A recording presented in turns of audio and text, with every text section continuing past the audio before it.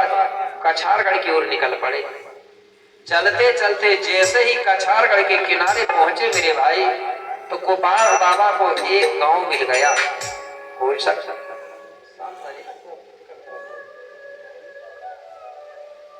गोपाल बाबा को एक गांव मिल गया। कौन सा गांव? जो गांव आज भी है, जिसको धन्य गांव कहते हैं। देखा है ना धन्य गांव? वही धन्य गांव मिला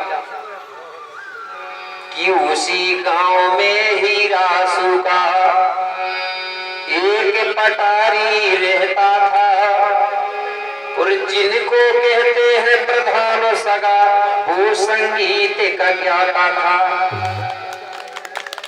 कौन मिल गया? उस गांव में हीरा सूखा नाम का एक दादा मिला। उनको आज हम प्रधान भी बोलते हैं, कुछ जगह पाटारी भी बोलते हैं, पाटालीर भी बोलते हैं, परधनिया भी बोलते हैं, वो अलग अलग क्षेत्र से। वो मिल गया। क्या नाम था उसका? हीरा सूखा। उसके पास पहुंचा गोपाल बाबा और कहने लगा, दादा मैंने सुना हूं कि आप संगीतक गुरु हो। बोले हाँ बेटा। बोले दादाजी मुझे संगीत सीखने का बड़ा शौक है, आप मुझे संगीत सिखा दोगे क्या? हीरा सूखा दादा कहने लगा, बोले हाँ सिखा दूंगा। तो बोले सिखा दो। बोले बेटा तुरंत थोड़ी सीखेगा। तो बोले कितने दिन लगेंगे? 2-4 दिन में सीख जाऊंगा। बोले बेटा 2-4 दिन में कोई संगीत नहीं सीख सकता। तो बोले कितने दिन लगेंगे? बोले कम से कम 4-5 साल लग सकते हैं। तो गोपाल बाबा कहने लगा, ठीक है तो दादाजी मैं 4-5 साल रुक जाऊंगा, आप सिखा देना। अब हीरा सूखा दादा सोचने लगा कि ये मेरे यहाँ रुक जाएगा 4-5 साल, तो मैं इसको संगीत सिखाऊंगा कि घर का काम करूंगा? बोले ये तो और दिक्कत बन जाएगी। मतलब हीरा सूखा दादा का मन गोपाल को रोकने के लिए नहीं हुआ। गोपाल बाबा समझ गया, कहने लगा दादाजी तुम चिंता मत करो, तुम मुझे सुबह 1 घंटा और शाम को 1 घंटा सिखाना, और पूरे दिन भर आप मुझसे घर का काम करवा लेना, चाहे खेती का काम हो चाहे कोई भी हो। हीरा सूखा दादा सोचने लगा, यार सुबह 1 घंटा और शाम को 1 घंटा सिखाना है, और पूरे दिन भर बोले इससे खेत का काम कराना। अच्छा बनिहार मिल गया, नौकर। बोले वो कहने लगा, बोले 4-5 साल छोड़ो बेटा, तुम कहोगे तो 10 साल भी रख लूंगा अब तो। बोले तो बोले ठीक है। मेरे भाई गोपाल बाबा रुक गया। अब हीरा सूखा दादा 1-1 घंटा सिखा रहा है और दिन भर अपना खेत का काम करवा रहा है। पहले दिन सिखाया, दूसरे दिन, तीसरे दिन, चौथे दिन, 5वें दिन, 6वें दिन, 7वें दिन। 7 दिन में गोपाल बाबा ने पूरी संगीत सीख लिया। 7 दिन में 7 स्वर सीख लिया। जो बोलते हैं ना सारे गामा पा धा नी सा। 7 दिन में पूरी संगीत। 8वें दिन फिर पूछने लगा, गुरुजी और बताओ। हीरा सूखा दादा हाथ जोड़ के कहने लगा, बेटा जितनी संगीत विद्या थी पूरी तो बता दिया और पूरी सीख लिए आपने। बोले अब मेरे पास कुछ नहीं बची। बोले अब क्या बता दूं तुमको? बोले दादाजी आप ही तो कह रहे थे, बोले 4-5 साल लगेंगे, अभी तो 1 ही हफ्ता हुआ हूं। मेरे भाई बड़ा अचंभित हो गया, सोचने लगा कि ये साधारण आदमी नहीं है, साधारण बालक नहीं है। बोले ये कोई होनहार बालक है, इसको ये सारी चीज पहले ही से ज्ञान है, ये तो सिर्फ एक गुरु बनाने सिर्फ आया है माध्यम। समझ गया।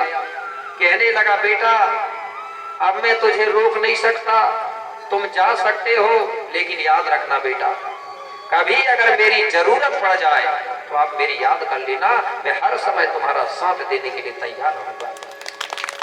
क्योंकि हीरा सूखा समझ गया ये जो मेरा चेला बना है जरूर, लेकिन ये ज्ञानवान पहले से है, और जिस गुरु का चेला अगर अच्छा हो जाए, ज्ञानवान हो जाए, तो उस चेला के कारण गुरु का भी नाम अमर हो जाता है। ये सोचने लगा। तो बोले इसके कारण मेरा नाम भी अमर रहेगा। चाहे गुरु चेला की बात करो, चाहे बाप बेटा की बात करो, जिस बाप का बेटा अगर अच्छा हो जाए तो बेटा के कारण बाप का भी नाम अमर हो जाता है। और जिस बाप का अगर बेटा बिगड़ जाए, दारूखोर हो जाए, तो बेटा के कारण उसका नाम भी खराब हो जाता है। तो जितने बेटा बेटियां याद रखना, बाप का नाम अमर करना है तो अच्छे काम करना, और अगर नाक कटाना है तो फिर गलत काम करना, दारू पीना, मड़ई मेला घूमना, लिपस्टिक लगाना, ठीक है ना? यही तो चल रहा है, ठीक है ना? तो इस प्रकार से मेरे भाई कोपार बाबा जो है,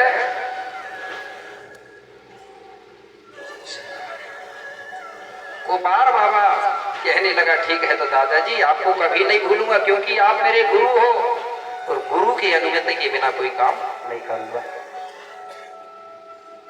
ठीक है। तुरंत कोपार बाबा या वहां से विदा लेता है और कहां जा रहा है? कछारगढ़ की तरफ। धीरे धीरे चलते चलते कछारगढ़ पहुंचा। कछारगढ़ में एकांतमय जगह ढूंढने लगा। एक जगह ऐसी मिली कोपार बाबा को जो एकांतमय थी, सुनसान जगह थी। वहीं पर एक सेमर का पेड़ लगा हुआ था। उसी सेमर के पेड़ के नीचे पूर्व दिशा की ओर मुख करके बैठ गया। किस दिशा मुख करके बैठा? पूर्व दिशा। तप करने के लिए, योग साधना करने के लिए। कितने वर्ष के लिए? मात्र 7 वर्ष के लिए बैठा, 7 साल के लिए।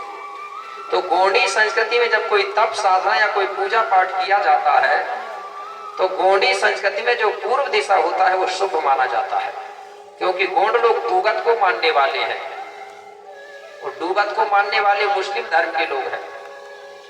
पूर्व दिशा गोंडों के लिए शुभ है, पश्चिम दिशा मुस्लिमों के लिए शुभ है और उत्तर दिशा ब्राह्मणों के लिए शुभ है।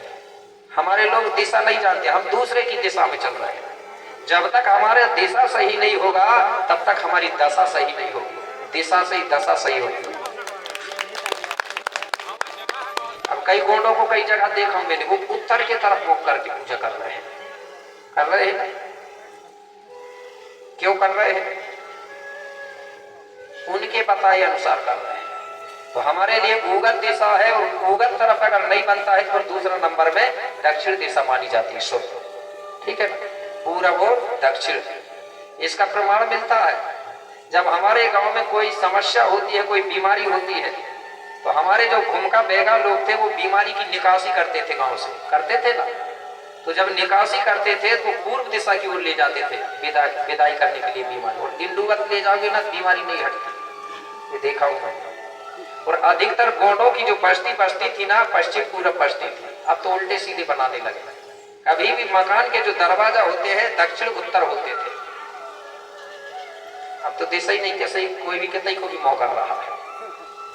अधिकतर देखना जो पुरानी बस्तियां हैं पूरब पश्चिम बस्ती थी, तो उनके दरवाजा उत्तर दक्षिण होते थे। तो इस प्रकार से दिशा है। तो हमारे घर के अंदर जो पेन भीना होता है ना, होगा ना सबके घर में पेन भीना। पेन भीना मतलब एक दिवाला शक्ति होती है घर के अंदर, वो माटी की बनाई जाती है। अब तो पक्के मकान बन गए, दिवाली शक्ति खत्म हो गई, कई जगह तो है ही नहीं। बड़े बड़े घर बना रहे हैं, लेकिन हमारे पुरखा पूर्वज देवी देवताओं के लिए छोटा सा कमरा तक नहीं बना रहे हैं। उसी से हमारी बरकत बढ़ती है, बता रहा हूँ, सजाई वहीं से आती है। उसको बनाने के लिए बता रहा हूँ, बाद में बात आ गई। तो जब नया मकान बनता था हमारा, आज हम लोग कहते हैं गृह प्रवेश करवा रहे हैं, हमारे में गृह प्रवेश नहीं होता। तो करवाते हो गृह प्रवेश? घर नया बनता है तो गृह प्रवेश सुने है ना आपने? गृह प्रवेश, अगर गृह का प्रवेश घर के अंदर हो जाएगा तो परेशान होंगे कि नहीं होंगे? हम गृह को भगाना है कि घर में लाना है? हमारे में गृह प्रवेश नहीं होता। हमारे में जब नया मकान बनता है तो घर का मुखिया क्या करता है, कोई भी अच्छा दिन पड़े, जैसे रविवार है, अमास या पूर्णिमा है, हल्दी चावल का न्योता बनाता था। और जो जमीन में हम फसल बोते, जो हमारी खेत है, जो जमीन है, वहां नहा धो के हल्दी चावल लेके जाता था और वहां निमंत्रण रख के उस जमीन की माटी लाता था। जितनी खेत में वो किसानी करता वो सब जमीन की थोड़ी थोड़ी मट्टी लाता था और उसी मट्टी से घर के अंदर एक दिवाला बनाता था। दिवाला बनाता था और भूमका या हमारे जो पुजारी है उनको बुलवाता था और 5 कलश चला के हमारे जो पुरखा शक्ति है, बूढ़ा देव, बूढ़ी दाई, हमारे गोत्र देव, सबकी पूजा पाठ होती थी। तो सबसे पहले देवी देवताओं को स्थापित करते थे, उसके बाद में फिर पूरा परिवार वहां रहना चालू करता था। तो वही बनाया जाता था उद्घाटन में, दिवाला शक्ति। अब दिवाला शक्ति नहीं बना रहे हैं कोई, ऐसे पूजा पाठ बहुत गृह प्रवेश करवा रहे हैं। तो इतने गृह प्रवेश हो गए हैं कि करोड़पति भी है तो टेंशन ही में दिमाग, मानसिक तनाव बना ही है। तो कौन काम का धन जब मानसिक तनाव है, टेंशन है दिमाग में, तो इससे अच्छा तो वो गरीब है। तो कुमार बाबा, तो हमारा जो दिवाला की जो बात कर रहा हूं वो होना चाहिए पूर्व दिशा में। जब हम पूजा करने के लिए बैठे तो पूजा करने वालों का मुख होना चाहिए पूर्व की तरफ, क्योंकि हम पूर्व को मानते हैं, सूर्य देवता को मानते हैं। और दक्षिण दिशा शुभ क्यों है? क्योंकि अधिकतर जो सूर्य देवता होता है दक्षिण से ही झुक के जाता है। मतलब हम जब बैठते हैं तो हमारे शरीर में सूर्य का प्रकाश पड़ना चाहिए। तो इस प्रकार से कुमार बाबा पूर्व दिशा की ओर मुख करके बैठ गया 7 वर्ष के लिए। अब सत्य और असत्य की खोज कर रहा है, लेकिन पहले एक गीत बता दूं आपको कैसे बैठा है। लोकगीत है।